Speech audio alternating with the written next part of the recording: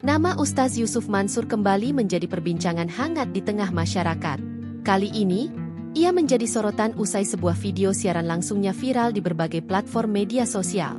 Dalam tayangan tersebut, sang Ustaz tampak menawarkan doa khusus kepada para donatur yang berdonasi melalui aplikasi miliknya, Paytrend.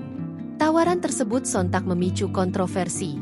Banyak warganet yang menilai bahwa ajakan itu menyerempet pada praktik doa berbayar, sebuah konsep yang dianggap sensitif, terutama ketika dikaitkan dengan aktivitas keagamaan.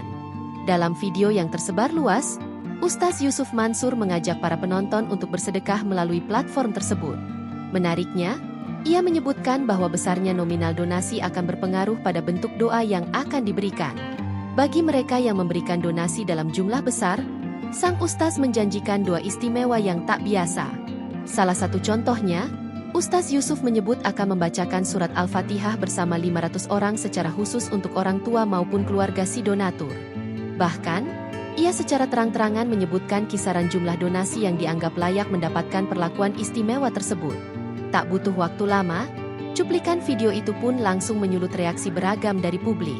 Sebagian netizen mempertanyakan profesionalitas Ustaz Yusuf sebagai seorang tokoh agama. Ada pula yang merasa kurang nyaman, menilai bahwa tindakan tersebut seperti menjual agama demi keuntungan pribadi. Atas viralnya video dan tuduhan yang dilayangkan, Ustaz Yusuf Mansur kemudian memberikan klarifikasi. Ia mengaku apa yang diucapkannya adalah sedang bercanda kepada pengikutnya. Ia menjelaskan bahwa video itu merupakan rekaman lama, dibuat ketika fitur transfer antar pengguna Paytrend sedang diuji coba. Itu video lama, ucap Ustaz Yusuf Mansur.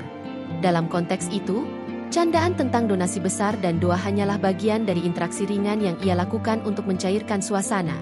Ia menekankan bahwa candaan tersebut bersifat serius tapi tetap santai, tidak bermaksud memanfaatkan ibadah atau doa sebagai komoditas.